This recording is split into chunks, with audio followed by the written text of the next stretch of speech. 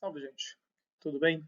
Então a gente continua nosso estudo de radiação aqui com a sua expansão em multipolos.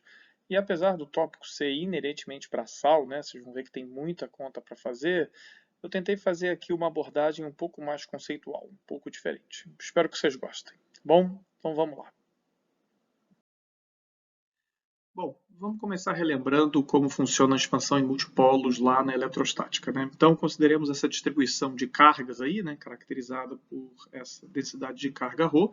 Então, a gente sabe que o potencial num ponto R, então aqui está o ponto R, ele é dado por 1 sobre 4πε0, a integral dessa densidade aqui, né, integrada em toda a região R, né, ele não dá um nome aqui, né, vou dar um nome de um R caligráfico aqui, dividido pelo fator de Coulomb, né, o módulo de R menos R', tá bom? Para problemas onde a gente está interessado em estudar pontos aqui, né, R's muito distantes de R', né, ou seja, grosso modo, caracterizados por módulo de R muito maior do que o módulo máximo de R', né, vou escrever simbolicamente assim, a gente pode expandir o denominador aqui, né, vou colocar um 1 aqui, só para poder selecionar o denominador, a gente pode expandir essa função em R' sobre R, essencialmente, né? E isso dá uma expansão como essa aí que apareceu, né? Uma série de Taylor baseada no fato de que R' é muito menor do que R, né? Então a gente tem essa série de potências aqui e jogando de volta esta série aqui, a gente obtém então esta expressão para o φ. Tá? Essa expressão para o φ ela é muito sugestiva porque os termos carregam interpretações. Né? O primeiro termo é pura e simplesmente a integral da densidade de carga vezes 1 sobre R, e a integral da densidade de carga é a carga total do sistema. Né? Então, esse primeiro termo ele se comporta essencialmente como se toda a carga estivesse no centro, aqui, né?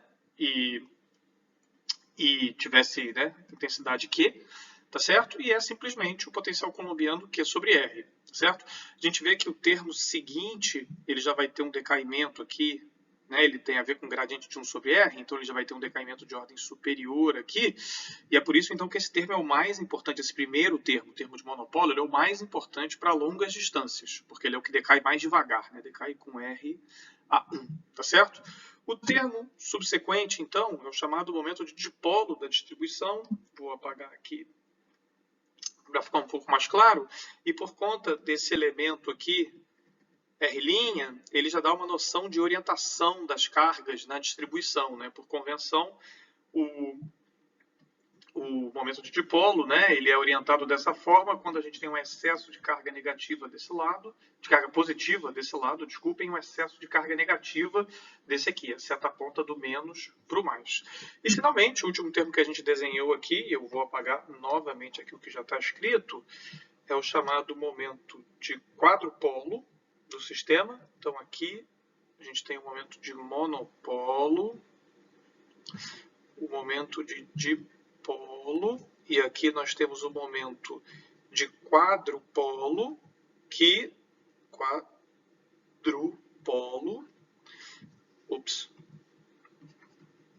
momento de quadrupolo,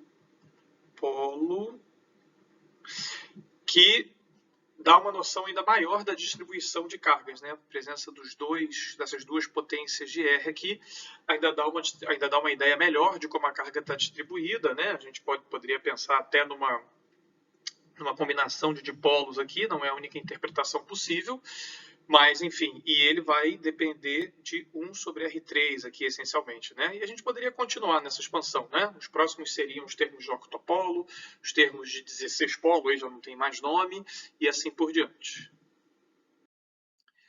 A expansão que a gente acabou de ver, ela é muito bacana por conta da simplicidade formal dos termos e também por conta da interpretação imediata dos momentos subsequentes de multipolo, mas nem sempre ela é a mais eficiente. Tá? Uma outra expansão que vai ser muito útil para a gente aqui é a que vai aparecer agora aí no slide. Né? Ela é baseada em propriedades específicas da função 1 sobre R', né? Lembrando que a expansão do slide passado era uma série de Taylor, então uma coisa bem genérica, né? Aqui a gente usa uma identidade específica da função 1 sobre módulo de R menos R', né? Então uma expansão também aqui, ó, em R' sobre R, indexada pelo índice L, e que, enfim, faz menção aos harmônicos esféricos, que vocês devem se lembrar lá da quântica, né? Lembrando que os ângulos ômega' e ômega não estão indicados aqui na figura, mas podem ser construídos em termos de θ' e θ, φ' e φ, tá certo? E ao substituir essa expansão aqui na expressão, né, do potencial que a gente viu lá no slide anterior, né, o potencial aqui como função de R, a gente obtém essa expressão aqui, tá? Onde o multipolo, momento de multipolo é esta soma, né? A soma aqui, novamente, né? Indexado por L, tá certo? Onde cada um desses termos, vou trocar de cor aqui, onde cada um desses ALM são dados por isso aqui, tá? Então, são expressões que também envolvem aqui os harmônicos esféricos. E, enfim, como eu disse, né, pode parecer um pouco mais complicada, né, a gente tem que saber os harmônicos esféricos para identificar as componentes do momento de multipolo, que é o que estão escrito aqui, mas a gente vai ver daqui a pouquinho que essa expansão também é muito boa. Ela, na verdade, é mais eficiente do que a que a gente acabou de ver no slide anterior.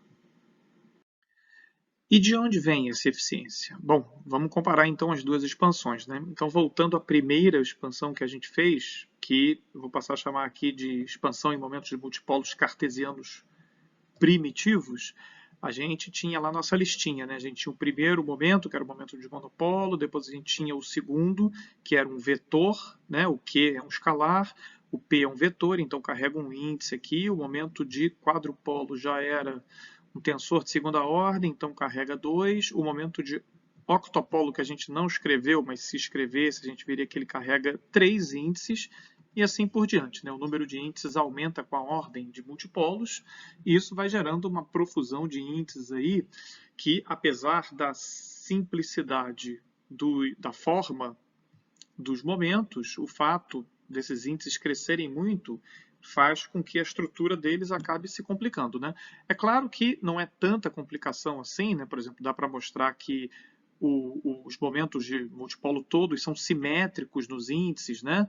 Então, na verdade, isso faz com que uma série de componentes sejam dependentes de outras, mas ainda assim dá para mostrar que a forma geral, né, do momento de multipolo primitivo permite meio, né, para uma dada ordem L, nós temos meio de L mais 1 vezes L mais 2 componentes, ou seja, com L ao quadrado, cresce com L ao quadrado quando L é grande, tá certo?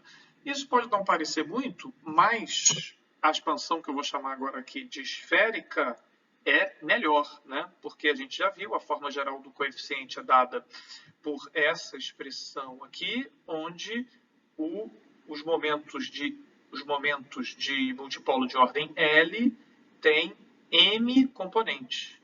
Só que a gente se lembra que os momentos, que os harmônicos esféricos de ordem L, o índice m aqui, ele pode variar de menos L até L, o que dá 2L mais 1 possibilidades, né? Fazendo com que para L grande isso cresça com L, tá certo? Que é muito melhor do que L2. Então, o que acontece é que os momentos de multipolos esféricos, eles têm menos componentes do que os cartesianos. E isso tem a ver com uma relação muito íntima aí do grupo de permutações com o grupo das rotações, né? Na verdade, tem a ver também com o fato da gente estar lidando com soluções da equação de Laplace aqui nesse caso, né? Então, as soluções da equação de Laplace para a parte angular tem a ver com as representações do grupo de rotações, a gente vai ver isso no slide posterior. E, enfim, isso faz com que, então, a gente aqui, né, trabalhe na chamada representação irredutível e ela acaba tendo menos componentes aqui associadas do que essa representação cartesiana, que não é irredutível.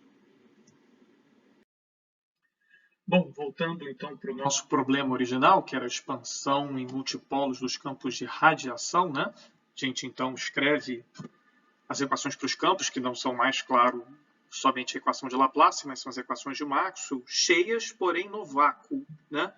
Então aqui os campos E e H não têm divergência, lembrando que H é simplesmente B dividido por μ0, tá bom? E a relação aqui, as leis de Faraday e Ampère-Maxwell também relacionam os campos aqui de forma simples, até porque a gente já está supondo uma dependência harmônica com o tempo, né? Então tanto E quanto B já são supostos monocromáticos, né? Dependem com uma fase no tempo, tá certo? Bom, essas equações podem ser facilmente manipuladas. Vou apagar aqui, né, para não atrapalhar. Elas podem ser facilmente manipuladas e chegarmos nas equações de onda para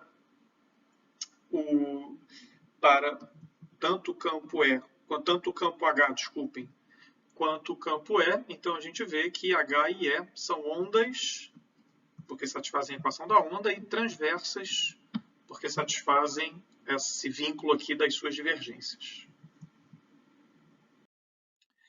O fato dos campos serem ondulatórios e transversos faz com que uma pequena manipulação algébrica nos leve a concluir que essas funções escalares aqui, R escalar E e R escalar H, satisfazem a equação escalar de Helmholtz, né?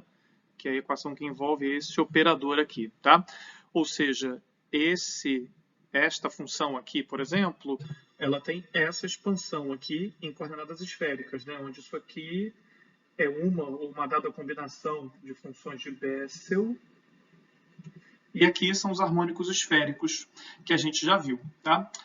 Este termo aqui, baseado na lei de Faraday, ele pode ser reescrito dessa forma, onde o L é um operador que tem a cara do operador momento angular, lá da mecânica quântica, né? Ele é proporcional a R vetor nabla, tá certo? E claro que não é nenhum acidente que ele aparece aqui, e o fato dele aparecer é muito conveniente, né? Porque a gente conseguir reescrever esta função como essa função escalar aqui é muito legal, porque se a gente olha para esse lado, a gente rapidamente é sugerido, né? A gente precisa então encontrar o campo E, que quando atuado por esse operador, dá, vou apagar aqui para dar isso aqui que está no lado direito. Mas, se a gente imaginar que o E é simplesmente o L atuando num harmônico esférico, alguns momentos de reflexão aí vão levar vocês a concluir que ao colocar esse cara aqui dentro, né, a gente vai ter um L2Y que, claro, vai satisfazer isso aqui, né? Porque o Y é a autofunção do L2, né? Então a gente tem uma possibilidade bem concreta disso aqui ser satisfeito. E se vocês fizerem isso aí explicitamente, vocês vão ver que é verdade. Então uma solução para essa equação aqui, eu vou usar ainda uma terceira cor.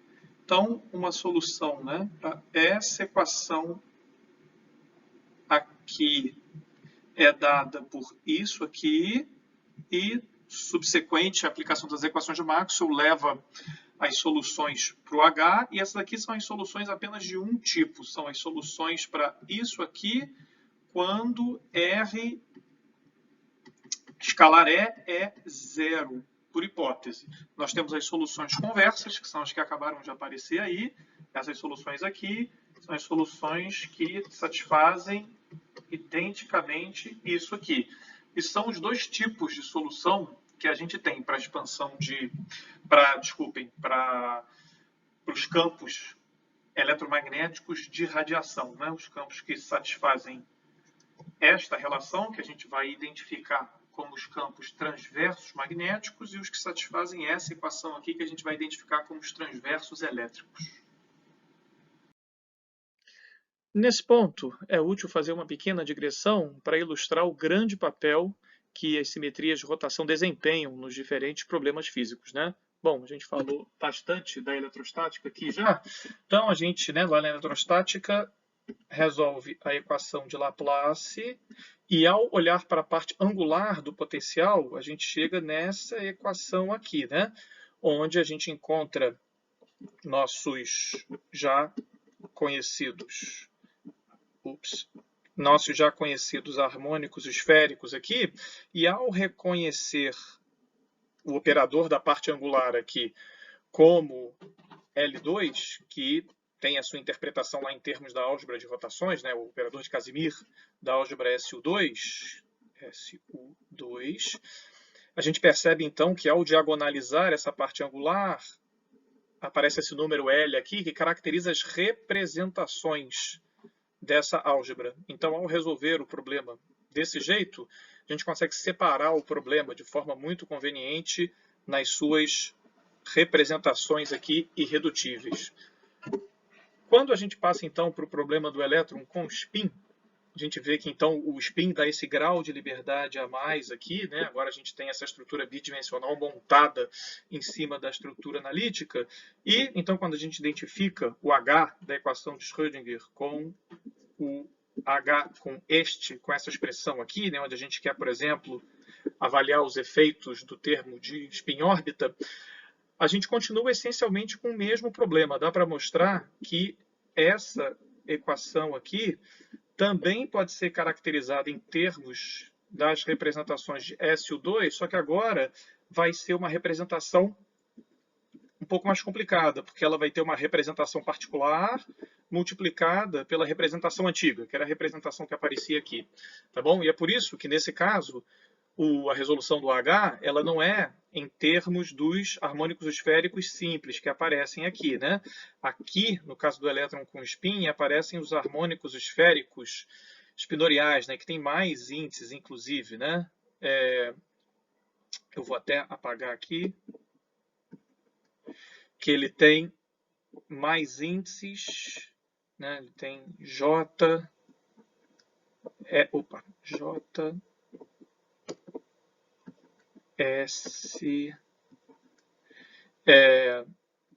por exemplo, MJ e MS, e esses Ys, né, são, na verdade, vetores aqui de dois harmônicos esféricos aqui, né? Tá certo? LM e aqui LM', em geral esses M's aqui relacionados por mais ou menos meio entre eles.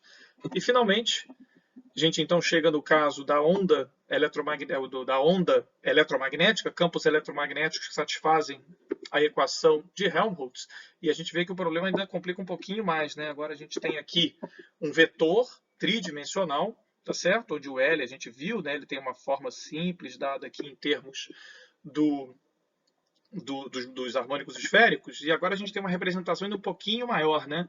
É a representação 1 que multiplica a representação antiga, mas todos esses problemas podem ser entendidos em termos de representações do grupo SU2, o que simplifica e unifica a compreensão de todos esses problemas, né? Vocês já devem estar pensando aí que, no caso da gravitação, por exemplo, a gente ainda teria uma representação ainda maior, né? Vou deixar para vocês pensarem qual representação que essa seria. Né? Quando eu digo gravitação, vocês podem pensar na gravitação, na relatividade geral linearizada, por exemplo. Então, para finalizar, a gente mostra aí os campos, a expansão em multipolos dos campos de radiação em toda a sua glória, né? Então, aqui, né, nesses dois termos, estão as contribuições transversas elétricas, enquanto nesses outros dois termos aqui estão as contribuições transversas magnéticas, e eu não vou escrever explicitamente, vocês vão ter que pesquisar, assim como fazer vários passos intermediários que não foi possível fazer aqui na apresentação, tá? As expressões aqui para os momentos de multipolo são complicadas, enfim, vocês podem ir lá no livro não apenas pesquisar a expressão, como também deduzir a sua forma, tá certo? E, na verdade, eu só quero chamar a atenção aqui para o seguinte, né? Vou só apagar aqui para não atrapalhar a figura. Essa nomenclatura de transverso elétrico e transverso magnético, ela é um pouco complicada, né? Esse TE, TM, quer dizer que se a gente está aqui, né? O campo TE, por exemplo, ele na verdade é assim, né? Ele não tem nenhuma componente aqui na direção do R, mas poderia, né? Então o E está assim, mas poderia ter uma componente B aqui, tá bom? Eu vou trocar esse vetor de sinal para poder usar o mesmo código de cores, né? Então, se a gente tem esse vetor aqui, R, né? Conversamente, se a gente complementarmente, melhor dizendo, se a gente tiver um vetor TM, significa que o campo magnético está perpendicular aqui e nós podemos ter campo elétrico com componente paralela a R. Mas notem que isso tudo diz respeito a uma relação de E e H com R. Não tem a ver com aquela transversalidade lá que a gente viu quando estava estudando onda plana, que tinha a ver com a divergência do campo C0, né? Isso continua sendo verdade aqui sempre, né? Esses campos completos aqui sempre satisfazem essas condições de transversalidade, né? O campo de radiação é sempre transverso aqui nesse sentido. Essa notação voltando aqui, né? Essa notação de TE e TM, esse transverso aqui diz respeito ao R. Tá bom, gente? Então, acho que por essa apresentação aqui já tá bom. Muito obrigado.